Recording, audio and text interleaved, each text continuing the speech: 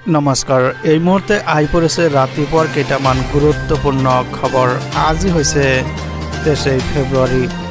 অসমৰ বিভিন্ন প্ৰান্তৰ পৰা এই বাতৰিসমূহ যুগুত কৰা হৈছে। আপোনালোকে চাইছে এক ডাঙৰ খবৰ, এক গুৰুত্বপূৰ্ণ খবৰ হয়। কৃষকসকলৰ বাবে এক ডাঙৰ খবৰ, এক ভাল খবৰ।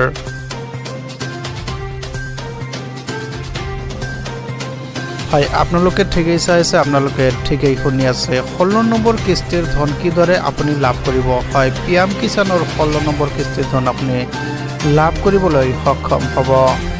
ইফালে লাখ লাখ কৃষকৰ বাবে এক ভাল খবৰ, এক গুৰুত্বপূৰ্ণ খবৰ। কৃষকৰ PM কিষাণৰ ধন দিবলৈ চৰকাৰে ইতিমধ্যে সাজু হৈছে। কৃষক সন্মান নিধিৰ ধন জমা হোৱাৰ দিন ঘোষণা কৰিছে ভাৰত চৰকাৰে।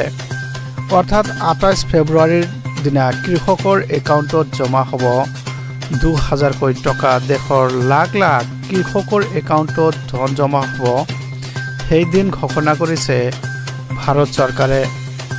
16 নম্বৰ কিস্তিৰ ধন জমা হ'ব 28 ফেব্ৰুৱাৰীত। হয়, আপোনালোকে হিচাপ কৰি ৰাখক, মাত্ৰ 28 ফেব্ৰুৱাৰীত 16 নম্বৰ কিস্তিৰ ধন আপোনাৰ একাউণ্টত জমা হ'ব।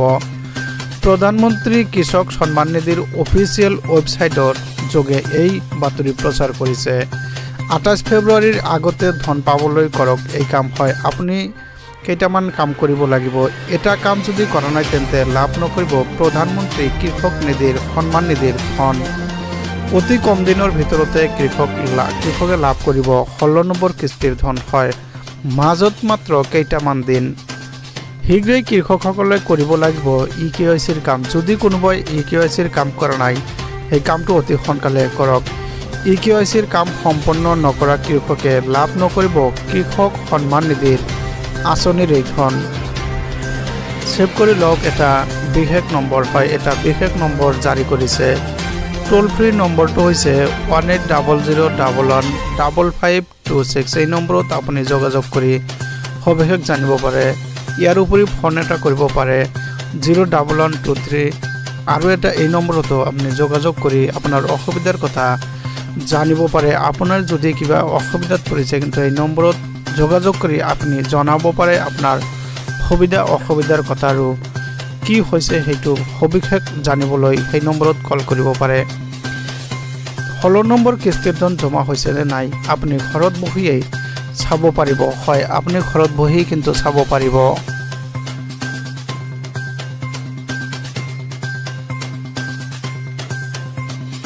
আপোনালোকে চাই আছে এক ডাঙৰ খবৰ, এক গুৰুত্বপূৰ্ণ খবৰ।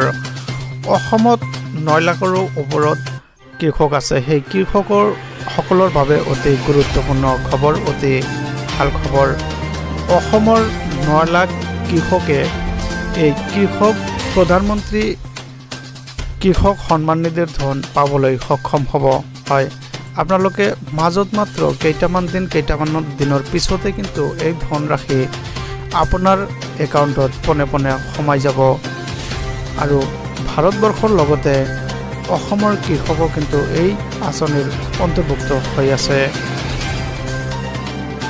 সকলো ভাৰতবৰ্ষত মিলি 8 কৰোৰো অধিক কৃষক আছে। এই কৃষকসকলে এই প্ৰধানমন্ত্ৰী কৃষক সন্মান নিধিৰ ধন পাই আছে, আৰু ইয়াৰ বাবে অলপ হ'লেও কৃষকসকলে উপকৃত হৈ আছে। কিয়নো বছৰত 6000 কোটি টকা আমাৰ ভাৰত চৰকাৰে দি আছে, কিন্তু ইয়াৰ উপৰি আৰু ভাৰত চৰকাৰে চিন্তা চৰ্চা কৰি আছে এই ধনৰাশি বঢ়াই দিয়াৰ বাবে। কিভাৱে বঢ়াই দিয়া যায় সেই কথা কিন্তু ইতিমধ্যে ভাৰত চৰকাৰে আলোচনা বিলোচনা কৰি আছে, আৰু 9000 টকালৈ উত্তীৰ্ণ কৰিব। হয়, বছৰত কিন্তু কৃষকসকলে 9000 টকা পৰ্যন্ত লাভ কৰিবলৈ সক্ষম হ'ব। এই কথা ভাৰত চৰকাৰে ইতিমধ্যে চিন্তা চৰ্চা কৰি আছে। তো ভিউয়াৰ্স, ভিডিঅ'টো ভাল পালে ভিডিঅ'টোত এটা লাইক কৰি চেনেলটো ছাবস্ক্ৰাইব কৰিবলৈ নিবিচাৰিব। ধন্যবাদ, থেংক ইউ, জয় আই অসম।